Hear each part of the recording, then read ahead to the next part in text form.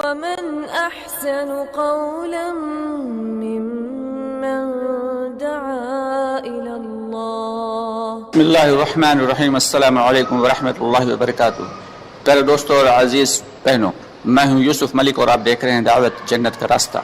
دوستوں، آگے بڑھنے سے پہلے آپ سے گزارش ہے کہ ہماری ویڈیوز کو زیادہ سے زیادہ شیئر کریں، اور اگر ابھی تک آپ نے ہمارے چینل کو سبسکرائب نہیں کیا تو اس کو سبسکرائب ضرور کر لیں اور کمنٹس باکس میں اپنی رائے کا اظہار کریں.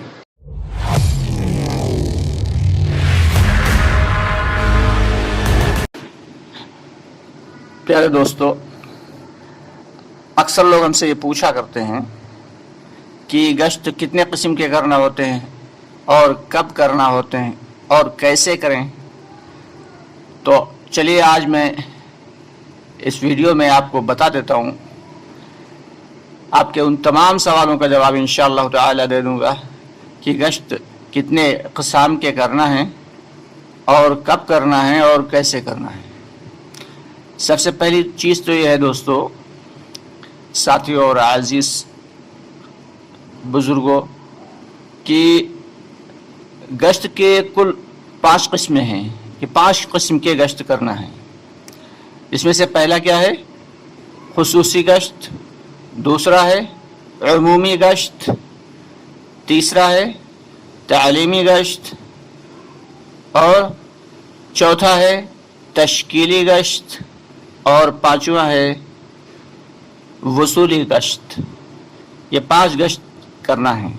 کب کرنا ہے؟ چلیے بات اسی اعتبار سے آگے بڑھاتے ہیں.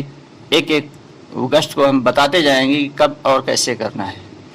تو دوستو، سب سے پہلے خصوصی گشت. کسی بھی علاقے میں جب ہم جائیں، کسی بھی بستی میں اگر ہم جائیں، اللہ کے راستے میں نقل و حرکت کر کے کسی بستی میں جب گئے تو وہاں جا کر مشورے وغیرہ سے فارغ ہو کے اور ساتھی طے کر دیے جاتے ہیں. 2 ساتھی اور ذمہ دار ہوتے ہیں. 2 ذمہ دار ساتھی طے کیے جاتے ہیں جو خصوصی گشت کرتے ہیں. خصوصی گشت 2 قسم کے لوگوں پر ہوتا ہے.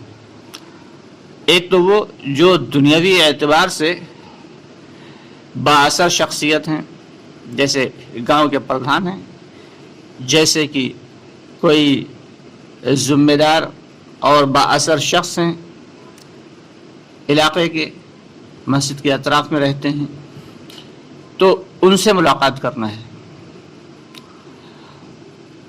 اور ان کے سامنے یہ بات رکھنا ہے کہ بھائی ہم اپنا وقت فارغ کر کے آئے ہیں، آپ اگر تھوڑا سا وقت ہمیں دے دیں گے تو اس سے ہمارا اپنا بھی فائدہ ہو جائے گا اور بستی والوں کا بھی فائدہ ہوگا. اپنے آپ کو چھوٹا بنا کے ان کے سامنے پیش کرنا ہے اور ان سے وقت لینا ہے کہ کب دیں گے، کس وقت دیں گے. اور دوسری وہ اشخاص ہیں جو دنیاوی اعتبار سے ذمہ دار ہیں.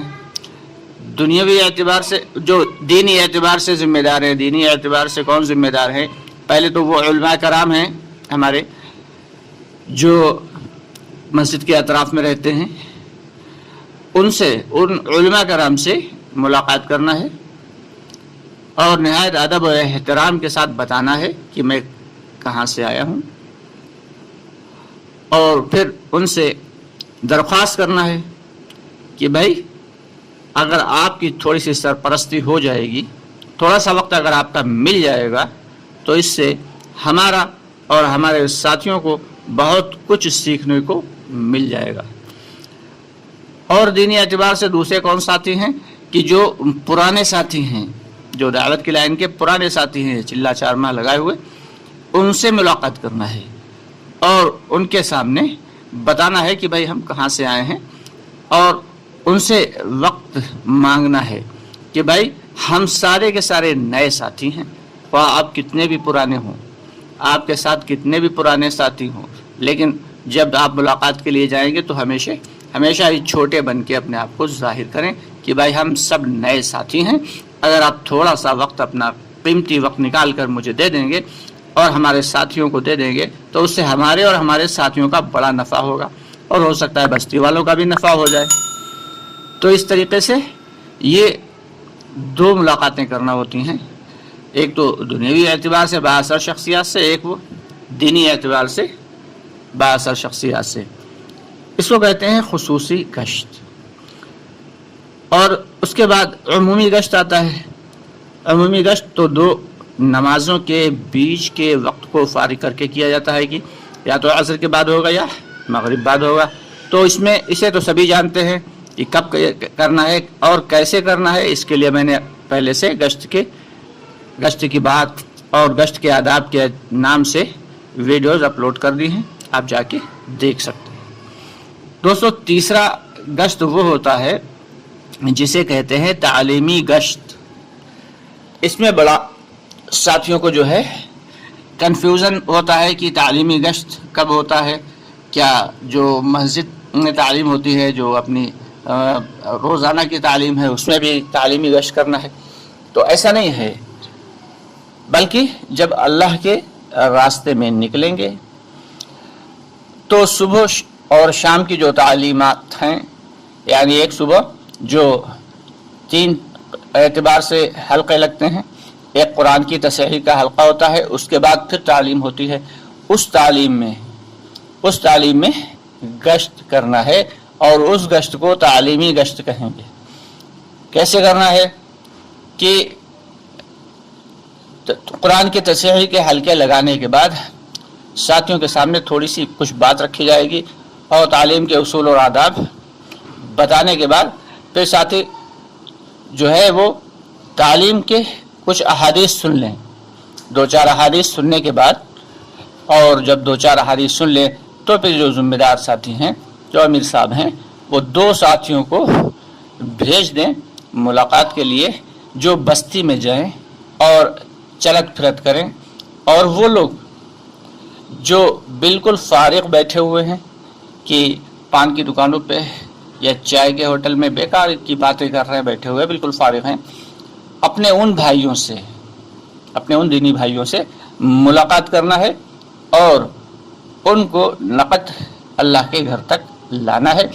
ان سے وقت لے لینا ہے کہ کتنا وقت ہے آپ کے پاس فارغ. حالانکہ وہ تو فارغ وقت لگائے بیٹھے ہوئے ہیں، لیکن پھر بھی ان سے پوچھ لینا ہے کہ آپ 10 منٹ دے سکتے ہیں بھائی، آپ 15 منٹ دے سکتے ہیں. اگر انہوں نے 10 منٹ کے لیے کہا ہے تو لا کر ان کو نقد لے کے آئیں، تعلیم میں جوڑیں. 5 منٹ تعلیم میں جوڑنے کے بعد پھر 5 منٹ ایک طرف لے جا کر، تعلیم چلتی رہے گی، ایک طرف لے جا کر ان سے دین کی بات رکھیں، کلمے کی بات رکھیں، اور ایمان کی اہمیت کو بتائیں. ایمان کی اہمیت کو خوب بیان کرنے کے بعد، اللہ کی بڑائی کو بیان کرنے کے بعد ان سے 4 ماہ کا ارادہ کریں اور کروائیں، اور اس کے بعد نقد سہ روزہ کی تشکیل کریں.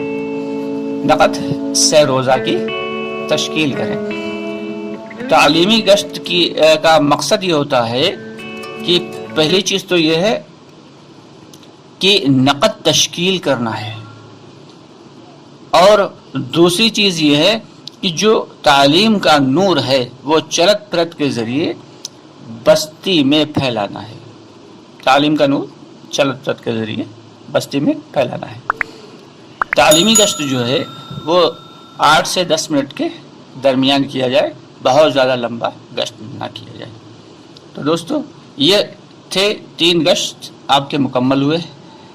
پہلا کیا تھا؟ پہلا تھا خصوصی گشت، پھر عمومی گشت، اور پھر تعلیمی گشت. چلیے اب بات کرتے ہیں اپنے چوتھے گشت کی، کہ چوتھا گشت کب کرنا ہے اور کیسے کرنا ہے. یہ انشاءاللہ تعالی آپ کو اگلی ویڈیو میں بتلا دیتے ہیں.